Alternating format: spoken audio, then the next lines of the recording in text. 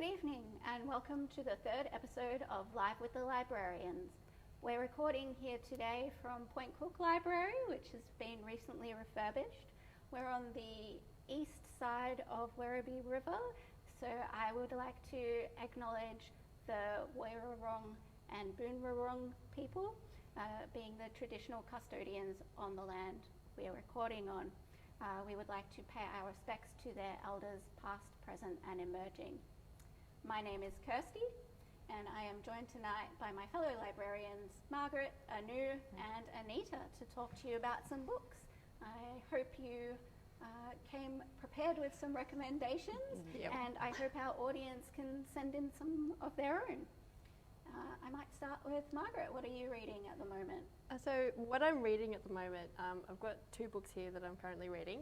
I'm reading Killing Commendator by Haruki Murakami and also the collected stories of Lydia Davis. And they're both long and dense books and they're both taking a very long time to read. I've had this one for a few years and this one I'm about a third of the way through. But Murakami is one of my favourite authors. And this book is, it's slow and it's done so much already. And So you look like about 200 in, and there's about 700 pages. Oh. And not something you're carrying to work with you every day. No, it's quite a heavy book. Heavy. Yeah, it's the main character. We don't know his name. He's an artist, and it talks a lot about painting and the process of creating artwork, and also relationships and living on your own in the woods, and also the strange noise in the middle of the night that happens every night at 2 a.m. and a hole in the ground and lots of other weird stuff. Okay. So there's lots of nice cooking scenes as well in there for anyone who likes Murakami. There's always some nice general descriptions of making pasta with butter on there or something. Yeah. So that's what I'm reading and slowly reading. And this one, The Collected Stories of Lydia Davis, has lots of little short stories. So I go into it and read a little bit of it sometimes every now and then. Yeah. Can I read a little bit? Go for it. All right. So this one here, it's called The Fish. She stands over a fish, thinking about certain irrevocable mistakes she has made today. Now the fish has been cooked and she is alone with it. The fish is for her. There is no one else in the house. But she's had a troubling day. How can she eat this fish, cooling on a slab of marble? And yet the fish too, motionless as it is, and dismantled from its bones and fleeced of its silver skin, has never been so completely alone as it is now, violated in a final manner and regarded with a weary eye by this woman who has made the latest mistake of her day and done this to it. Poor fish. I know. Yeah, it's quite sad, but also a little bit absurd, and I quite like. I really like this writing. Are all of the stories that short? No, some of them are one sentence long, or this one here. So that was a story? Yeah, that was a story. Yeah, that was a whole story. I don't know, like one sentence or maybe like a couple of chapters, but they're all varied in length. Yeah. Varied in theme and tone as well? Yeah, very, very varied in theme and tone, and like different, like it's just, there's different characters. There's written from different perspectives. One's about a mouse, one's about an affair that someone's having, and they talk about it in this, anyway. Yeah, it's quite a decent collection. Is Lydia still among the living? So it's winner of the Man Book International Prize 2013. I think so. Yes. Let's say yes. Let's give it the benefit so. of the doubt. Yeah. It's got a very classic look to the book design, which you often see in posthumous collections. Yep, I see. Yeah. So it says here, like, a body of work probably unique in American writing in its combination of lucidity, aphoristic brevity, formal originality, sly comedy, metaphysical bleakness, philosophical pressure, and human wisdom. So maybe they talk about it better than I do, the New Yorker. I'll keep an eye out. Yeah. And Anu, what's on your reading plate? The one that I'm currently reading, currently means like I started reading it 2 days back. But I'm progressing well because I found it very interesting. It's called The Oceans Between Us by Jill Thompson. It's her debut novel, and it's a very emotionally packed novel. So from the few pages I've read, I felt that it's really intense. It's set in England during the Second World War, and it's basically about how a woman loses her memory, and she forgets that she forgets her name, where she lives, everything, and she has a 5-year-old boy, and he was not picked up from school, and then he goes to an orphanage, and she forgets to pick him up, and she has this feeling all the time that she has lost something, so she's always searching for something, but she doesn't know that she has got a son, and it's a sweet story. And the son, so from where I had been reading right now, this 5-year-old boy Jack, he's like looking out of the window of the orphanage and hoping that his mother would come striding in to pick him up. So he still has the hope that his mother would pick him up, but from the blurb, I don't think that's going to happen. Yeah, and it says that it's based on true events, but the story might be something that she made up, but it's based on some other events that happened during the Second World War. So many kids from orphanages in England were sent to Australia. So that's probably what the title means, the oceans between us. Yeah. And the mom tries to contact the boy at some time or other. I don't know, that's probably what's going to happen in the future. I'm like really looking forward to it, and I feel that the language is really, powerfully evocative. I'm like moved to tears even like reading the first few pages. I hope it will continue in the same It same sounds like style. it's going to be very emotional. Very emotional, yeah. So it's something that I just picked up because of the title and because of the picture. Somehow it got to me. Yeah. And you had a second book, did you? No, this is what I'm currently reading. Excellent. Yeah. And what's on your plate, Anita? Well, mine I'm currently reading, actually almost finished because it's been a really good read. So it's the Fragments by Toni Jordan, who is an Australian writer, a Melbourne writer, if you know her. And it's got kind of two storylines. So our main character that we're first introduced to is Caddy, who lives in Brisbane, and set in the 1980s, kind of like 1986, I think it's mostly set. And she works in a bookshop, so there's a bit of a literary theme, and I think that's what drew me to it at first. I guess you could call it kind of a literary mystery, because she works in a bookshop, and in Brisbane at the moment they have an exhibition visiting called, well, the exhibition is of Inga Carlson, who is an author that wrote one book called, I can't remember the name of the book. It'll come to me later on. Sorry about that. Inga Carlson, and she's written one book that is insanely popular. Everyone loves it. It's like just touched everyone in the world. And then she tragically dies in a warehouse fire before the publication of her second book. And in that fire was also destroyed all the copies of her second book. None of it remains except for these fragments of the second book. So also in that fire was her publisher who died, her publisher and editor. So it's been this huge mystery over the years, and that was in the late 1930s in New York. So you have these two stories that are going along, and Caddy loves Inga Carlson. She loves her book, and so she goes to the exhibition and meets a woman in the queue called Rachel, and they start talking about Inga and the fragments. So the book that was meant to be the fragments is called The Days, the Minutes. I remember that one. And they talk about their favourite line from the fragments, and Rachel reveals a line that Caddy knows are not in the fragments because she knows them off by heart, and she just can't stop thinking about that.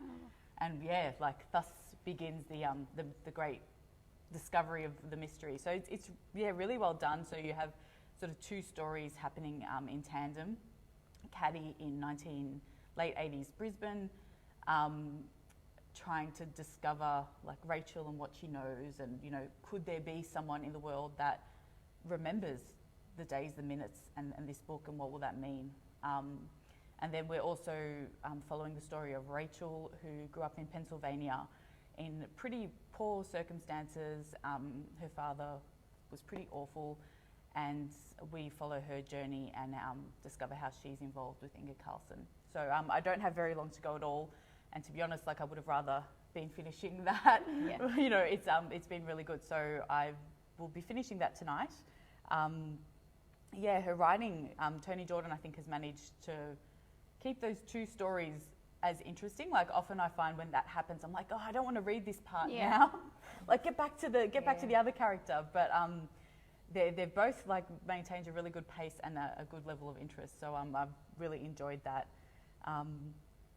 Keen to know what happens. Have you read any other Toni Jordan books? I have, yeah. This is the second I've read by her. The other one I read was called Addition, which I think was her debut and won maybe the Miles Franklin or the Stella Prize, one of the two, I can't remember. And that was really, I really enjoyed that. I thought, I thought she dealt with people really well. So that one, just to give a very, very brief overview. The character has, like, she obsessively counts things, and that's how she gets by in her life. And she's had a really bad episode, and her days, she knows exactly what's happening because that's what happens every day in her life, and she counts things to make sure it happens in the same way.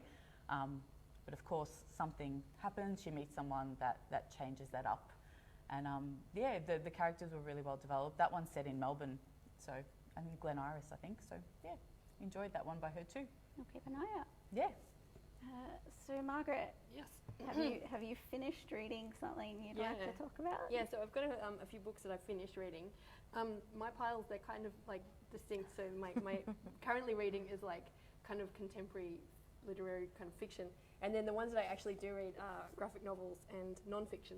And then my aspirational reading pile is another pile. But I've recently finished The Prince and the Dressmaker by Jen Wang, and also Yoga at Home by Linda Sparrow, and also this book about baskets, Baskets by Tabara Ndiaye. And I love reading non-fiction, and this one here. So this is full of some beautiful photos of like. So that's the people yoga book. Yeah, people doing yoga at home in their spaces, and I just really like seeing people's houses and seeing how they make the yoga practice part of their lives, and reading about their personal experiences in there. Yeah, so that one I really like. And this one here, The Prince and the Dressmaker. I read this in one go, and I actually started reading it at lunchtime at work one day, and I was like, can I not go back to work yet? Because I want to finish it. It looks very cute. It looks very interesting. It's so beautiful. The illustrations are really lovely. And the story is really special. It's about a prince and a dressmaker, and they discover each other and they become very good friends, and talking about like how do you express yourself, and how can you be who you are for your family or for your kingdom. If you're the prince, are they going to accept you? And it's just about friendship and acceptance, and it's really beautiful. Oh, lovely. Yeah. And then baskets. So I picked this one up because I recently did a basket weaving workshop at Point Cook Library here, and that was a fantastic event where we learned how to make we learned some traditional Aboriginal basket weaving techniques. Oh yeah, I remember that one. And some similar basket weaving techniques to this. And I really love craft books, and I just find them very inspirational, just to see the beautiful pictures and see what other people make. Yeah. And is just it instructional? Yeah, it's instructional. So just learning techniques, like beautiful colours, just things that make you happy. Because sometimes books aren't always just about reading stories. Yeah, I love non-fiction and craft and things like that. How long does it take to make a basket? To make a basket? Yeah. I mean, for these small. ones here, I reckon these will take ages. I haven't made any of these ones. They look very so nice. the ones on the front cover, for people who can't the see, ones on the front are probably like a metre tall, maybe. Yeah, like a great big kind of like something like great that. big basket that's sitting on a bench. Yeah. And then there's one here like that big. I made one that was that big, and it took me about a day to make. So about Yeah. 2 Very, hands, very like 2 hands beautiful. worth. Yeah, they're so beautiful. Yeah. So that's what I have recently read. Excellent. And Anu, what have you finished reading? Yeah, I finished the book that I'm going to talk about. The one that I finished reading is one of my favorite books as well. This is All the Lights We Cannot See by Anthony Doerr. So this book won many awards and accolades. One of the major ones being the Pulitzer Prize for Fiction, I think in 2015. So it's a fantastic novel, and what stood out for me most was the fact that it has got a really intricate plot. It has got so many things going on at the same time, and when you read such books, you feel that you know, sometimes with some books you feel that it's too much to take in, but the author has written it in such a way that it all blends together and it all makes sense in the end. So it's like the book that Anita talked about, like it's from the book is written from a dual perspective. Yeah. So in one side you have a German boy growing up in Germany, and on the other side you have got a French girl. She is blind and she is growing up in Paris, and their stories are like being said, parallelly. Like you read about, you read some things about the German boy Werner, and then it gets to a point when you feel anxious what's going to happen to him next, and then suddenly it switches on to Marie-Laur's story. It's like, tell me what happened. Yeah. It keeps on switching between both these I have worlds. trouble with that. Sometimes I just skip ahead to the character and then go back and read the other one. It's terrible. You make and it I shouldn't do it, but it happens. Yeah, but both are like really beautifully said, and then that they are like worlds apart, but you have a feeling that they're going to meet at some point, and when their worlds do collide, it's going to make a major impact not just in their lives but in the lives of other people around them. So this also happens during Second World War. And the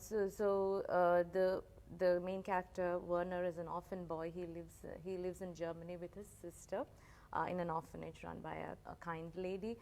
So he is an engineering prodigy, and he gets discovered by a German officer. And he normally, if he was not discovered by this German officer, he would have ended up working in a coal mine. Because he didn't have any connections, he didn't have access to education as well, but because of a stroke of luck or something, he gets education. But he is sent to a school where the rules are really rigid and and brutal to a certain extent. But the beauty of the novel is that it doesn't portray this boy as getting affected by anything that's happening around him. His personality stays the same. He is a compassionate individual, and then like we get to know more about him as he grows up, and then he goes on and he works. Okay, I'm not giving out the entire story. Okay, I don't want to give out the entire story. And at the same time, Marie-Laure, like she is a blind girl. She's being raised by her dad. And her dad, like he's a devoted dad. He wants to make sure that she would survive in the world, even when he's not there. So he's training her in many ways. And one of the things that he does is he makes scale models of the cities wherever they live in. And she navigates her way through the models. And then when she actually goes out into the real world, she can, find her way through streets and roads and everything. So these two individuals, even though they have got some limitations due to they're one because he's an orphan and the other because she's blind, they overcome everything and they lead a normal life. And so it has got the brutalities of war, it has got romance, and it has got the sweet relation between dad and daughter and brother and sister and everything, and then compassion, kindness. It has got everything. I feel that this book has got everything. It's all rolled into one, and at the end, you would feel a bit teary-eyed. It's beautiful. I've been pushing it for my book club, and it came out when I was working at Vision Australia. So you would think it would be a book I'd already read, but I haven't yet, and I'm going to definitely like nag my book club even more now to make it sometime in the yeah, next it- few it months, will- 'cause it it will- sounds fantastic. Yeah, this is the kind of book I feel that will stay with you forever. Maybe you might forget the incidents and characters, but the gist of what it is, feeling. yeah, it shows that above war and everything, we are all humans after all. That kind of a message. It's beautiful. Yeah, and yeah. I was just thinking, there seems to be some parallels between what you're currently reading and what you recently read too. Because Second World War, with, yeah, it with, happened. with people who are kind of separated and two stories that are happening at the same time. Yeah. Both are like during the Second World War time. Yeah, it just Yeah. happened. Yeah, I was reading thrillers, non-stop for about like 1.5 months. Then I wanted to, switch into Yeah. something else, and that's how I took the other book. Yeah. A Yeah. break from thrillers for the It time. sounds being. like it was a successful break. though, Yeah, so- it was. Yeah. sounds like you- Yeah, and it's like it's there is a kind of mystery and intrigue as well, and suspense as well, because there's in between all of this there is the story of how a precious gem, had to be protected from the Germans, when they were invading France. So that's what I said. There's like so many things going on at the same Yes. time. Yeah, but it's all well put together. Oh, thank you. Yeah, I didn't read this book. I listened to the audiobook, and so I couldn't sometimes when you're reading the book, you can look at how the author has written the language and all those things. But because I listened and because the story was so intense, I couldn't focus on his writing as such, because I was so much carried away by the story. I wanted to But know that's a what. good thing. Yeah. If Don't he wasn't focus. using such Yeah. evocative language, Yeah. you wouldn't have been so immersed in the Yeah, I audio. was really immersed in the book. Yeah. And Anita, Yes. what have you read? I have read, yes, this is one I read this year, actually, called Not Bad People by Brandy Scott. And I think I just picked it up one day because the catchphrase, so it's 3 friends, too many secrets, honesty is the best policy, usually. So I was just like, oh, that sounds like something that, I can pick up and have a light read of. And I read it and really enjoyed it. It's not long. It's not as long as the Murakami, but it's longer than, say, the Fragments. But it was a really quick read because, you just became enthralled in the story. And it's set in rural Victoria in a made-up town called Hensley. But it's just meant to be like any small town, Australia. And the story focuses on 3 friends who are sort of in their 30s, Amy, Melinda and Lou. And they have been friends since school in this small town, have known each other forever. And, their lives are quite different now. They've sort of diverged quite a bit, but, their friendship remains strong. And it's New Year's Eve and they're at Melinda's apartment and they're celebrating. There are some fireworks going off in town in little Hensley, and they decide to set off some lanterns, with candles, like these I'm picturing Yeah. tangled. paper type Yeah. The lanterns. ones that that's they're going to float up into float the up sky. in the air with their kind of Messages, resolutions yeah. and has hopes for the coming year. So they do that, have a drink, and send in the new year. And then the next day they discover that a light plane has crashed. Ah. And both the people that were in the plane are in hospital, and they one of them is convinced that it was their lantern that caused the crash, and she becomes quite obsessed with that, and knowing, well, we did this, we need to do something about it. We can't just stay quiet about it. Honesty is the best policy. That's Amy. And Melinda, who is a businesswoman, she's got this hugely successful, it's like a jewellery business where they sell directly to friends. I'd have a little party and you'd all come over and buy my jewellery. So that's Melinda's business. I've forgotten the name of the company. And Lou is a single mum, had her daughter when she was very young. So they've all got different things happening. And they're basically like, no, Amy, you're crazy. We couldn't possibly have caused the crash. There were fireworks going off.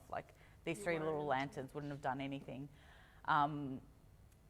But, maybe it did. And so the story, it's just really well done. It's very, I think it really hits the kind of nail on the head with that small town where everyone's, like, it's not just your lives that are linked, but those of your parents and like just the generations of people that have lived in that town, and kind of the impact it has on you. Like, you think someone like Lou, for example, so she had her child very young, and you know, the whole town knew, and the parents, and there's this, all of that comes with it, and she thinks she's escaped it, but has she really? So it's just, I don't know, it was a really great read, very much if you're a fan of Leanne Moriarty, who's enormously popular, and writes very good books. It's got a very similar feel to that, like, you know, strong female characters in the lead, something that happens, like a bit of a mystery that you're not really trying to solve, but you know will come to a head, and that kind of build up that tension of, you know, people and their relationships, and you know, are people what they seem. So yeah, it really was a good read, and didn't take me long to get through at all, because I found myself wanting to know, wanting to know what happened. It's like a mystery or something amongst friends. Yeah, a mystery, but not in that kind of, because I'm not a big thriller reader. They're too tense for me. So this is like as much mystery as I can take. This and something like the Fragments, because there's an element of mystery there as well.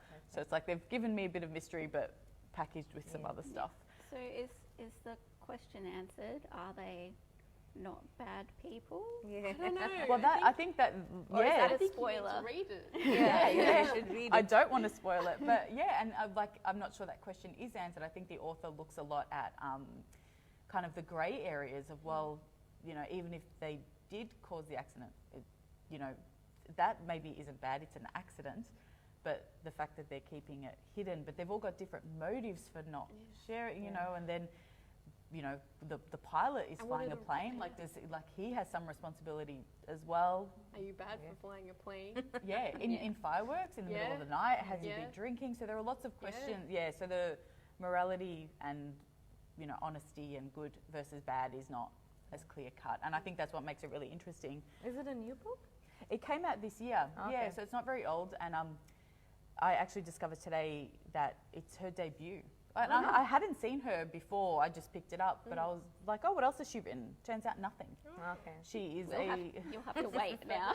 you'll have to wait, although maybe not too long, because other things I discovered today is that she, the rights have been sold to a TV company. She's from New Zealand, but she lives in Dubai, and she works on Dubai radio. So that's a bit random, but so it might be made into a TV series following the footsteps of Big Little Lies, like Leanne Moriarty. But it's very, very much in that vein, and I think does as well as Leanne Moriarty in that respect. So highly recommend. It was a great read if you want something to break up the tension and the Murakami.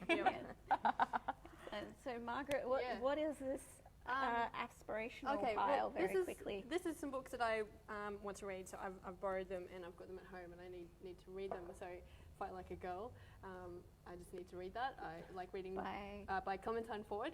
I like reading Clementine's articles online, and I would like to read this book. It's like it says here, it will make you laugh. Hang on, wait a minute, laugh and cry and scream. Anyway, what's it going to say? It says here, to stop. Is it a bunch of quotes on the back cover? There's a bunch of quotes on the back cover where it just says it's. No. It is a feminist call for women and girls in Australia to expose inequality. Crucially, it is a call to arms for all women to rediscover the fury that has been suppressed by society. I don't know what to say about it. I need to read it. That's why I need to read it. All right. But it was like about to stop people being sad, stop being sad about what's happening and start being angry and do something. Yeah. And then here I've got happy never after. So why the happiness fairy tale is driving us mad and how I flipped the script. I just picked this up because it looked like sparkly and it was nice looking, and then I really like Benjamin Law, the writer, and he says anyone who reads this book who lives with anxiety will be a beneficiary of its courage and clarity. So I thought that sounded really interesting. And it's about how the author coming out of the ashes of Jill's epic breakdown. It's raw and funny, and it's about just kind of getting over stuff, maybe. All right, I'll corner you Okay, at we'll talk lunch about that. in about a month and ask how And this it is went. the hashtag #MeToo stories from the Australian movement. This is a collection of stories from writers in Australia, and the Me Too The Me Too movement, yeah. So it's talking about how. I'm just going to read the back here, and that still women are not safe from daily casual sexual harassment and violence. So it's got 35 contributors sharing their own Me Too stories, analysis, and commentary. And it's not. It's something that I feel like I want to read. I'm not really looking forward to reading it. Yeah. But I would like. You to might read need it. to break up the Yeah. chapters with something lighter in between. Yeah. And Anu, what's Yes. next for you? So I have got 2 books here that I want to read. One is it's a non-fiction book. It's The Things You Can See Only When You Slow Down. So it's a self-help book, and it's written by a monk, a Zen monk. And what attracted me, like most self-help books, I thought, I can't read a lot because it'll get boring. And I'm not going to follow I agree it. with you. I agree with you. I love self-help books. Yeah. I read them so much. yeah. But what attracted me here was that I don't have to read much. There's Pictures. a lot of beautiful pictures in there, and it's like poems. The wisdom is condensed into poems. They're nice little. Nice bits little of- poems, and I don't know when I flicked through the pages, that itself made me feel a bit calmer. You slow So- down. Yeah, It you does slow look down. Yeah, I like got the space title. around the You text. can't see it if you don't slow down. Yeah, you Keep can't see clicking it's the such beautiful They're pictures. beautiful. And if I read it and if I put to use what I read, I think it'll be beneficial for me and everyone around me, I guess. Yeah, and then I have got a thriller here. I don't know much about the thriller, but back to the thrillers. Yeah, when I get Nice and bored calm. reading something else, I'll just switch on to the thrillers, and then I finish it fast. This is The Silent Patient by Alex Michaelis. And I don't know anything about it except that there's a lot of recommendations at the back saying that it's a spellbinding psychological mystery. Yep, so that's Potentially involving a patient. yeah, who A knows? silent one. Yeah, so these two are total contrast to each yeah. other. Yep. Yeah, Good balance. yep. And Anita, what Yeah. are you reading next? It looks like we've all got a few, and I think that's probably just librarians being Yes. librarians. Yeah. Read one, add another 5 to the list. Yeah, that's Yeah. true. I can never keep up with the pace Yeah. that I wish to read at. So this has been on my to-read list since it came out, because it's the new Ian McEwan, came out this year. It's called Machines Like Me. And I have a bit of a love-hate relationship with Ian McEwan. I find he writes beautifully, but sometimes he's tried too hard. And so I'm really interested to see if he can bring it back for me with this one. And it's set in the 80s, but a different kind of 80s, one where England has lost the Falklands War, and Alan Turing is still alive and has created some technology where you can kind of I like a good create alternate history. yeah, alternate, totally, yeah. And it's kind of weird for him, but he's, literary genius, so he does what he likes. The creepy robot on the back as well as on the front.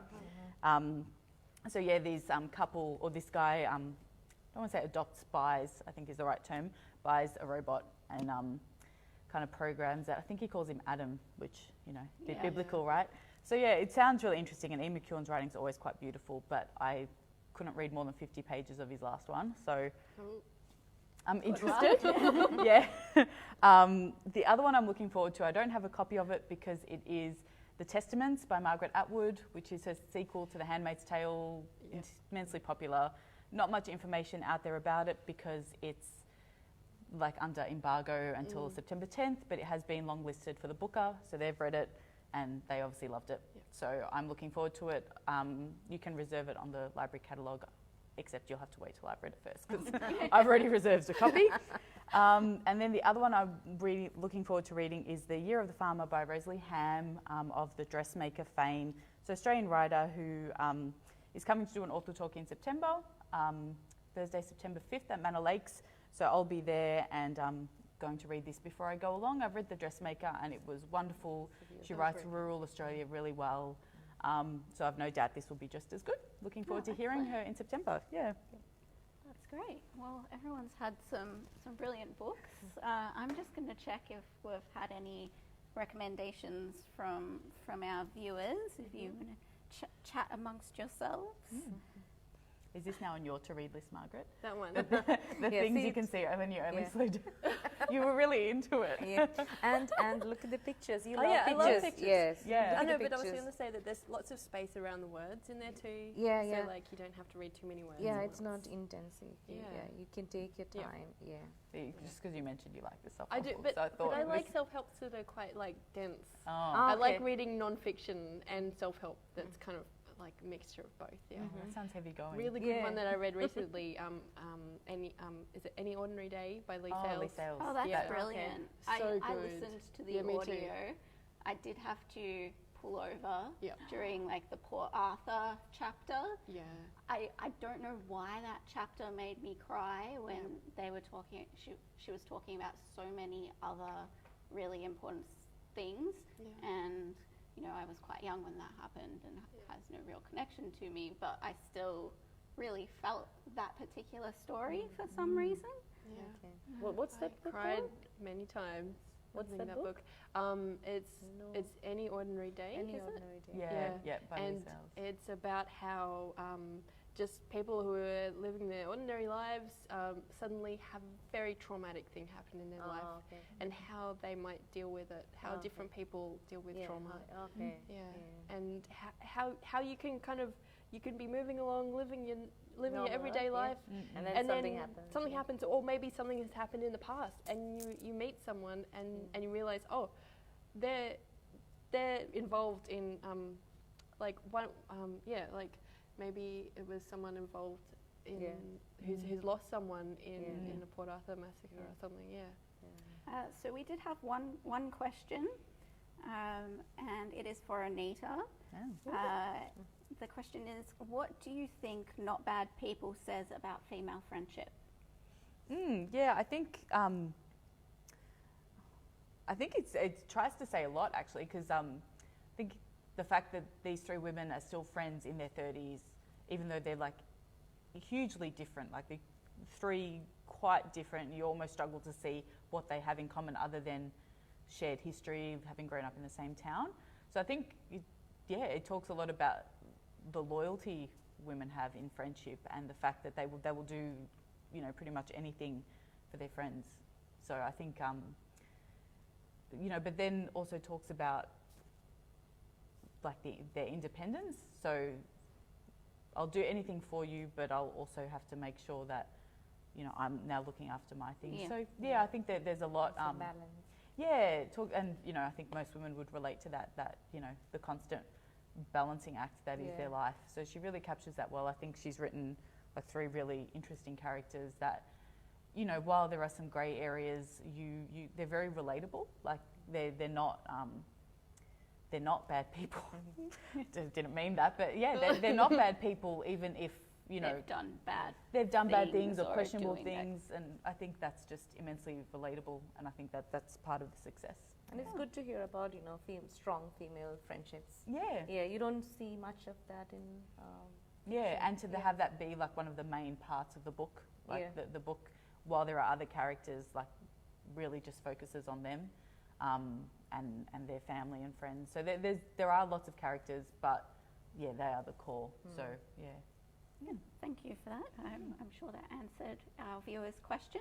I hope so. And with that, I'm going to wrap up for tonight. I hope everyone viewing at home or listening once we get the podcast up enjoyed, and we'll have the list of books up early next week. Good night. Good night. Thank you. Good night. Bye.